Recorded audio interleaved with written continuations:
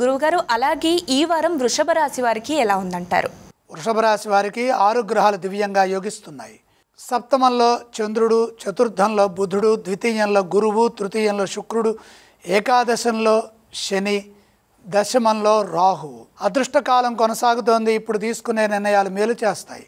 బాధ్యతాయుతంగా పనులు మొదలుపెట్టి ఎప్పటి పనులు అప్పుడే సకాలంలో పూర్తి చేయడం ద్వారాగా అధిక మొత్తంలో భవిష్యత్తుని ప్రసాదించేటటువంటి శుభ లాభాలు చేకూరుతాయి. ప్రధానంగా వ్యాపారంలో మేలు జరుగుతుంది. వ్యాపారపరంగా అభివృద్ధిని సాధించడానికి తోటివారి నుండి తగినంత సహాయము, ప్రోత్సాహము, సలహాలు లభిస్తాయి. మీరు కోరుకున్న విధంగా భవిష్యత్తు ఉంటుంది.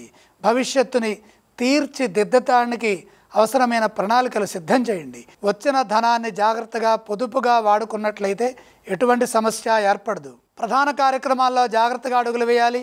అపార్థాలకు అవకాశం లేకుండా స్పష్టంగా సంభాషించండి. ఇదే విధంగా ఉద్యోగంలో కూడా ఆత్మవిశ్వాసాన్ని ప్రదర్శిస్తూ పనిచేయడం ద్వారా మేలు జరుగుతుంది. లాభ నష్టాలకు అతీతంగా వ్యవహరించండి, ఆలోచించండి.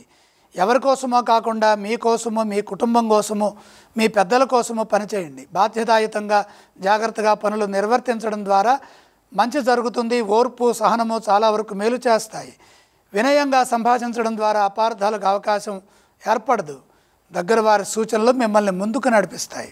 ఈ వారం వృషభ రాశి వారు ఏ స్తోత్రం పఠిస్తే బాగుంటుంది? వృషభ రాశి వారు లక్ష్మీ అష్టోత్తరం చదువుకోవాలి. ఈ రాశి వారు ఈ వారం ఏ ఆలయాన్ని సందర్శిస్తే బాగుంటుందంటారు?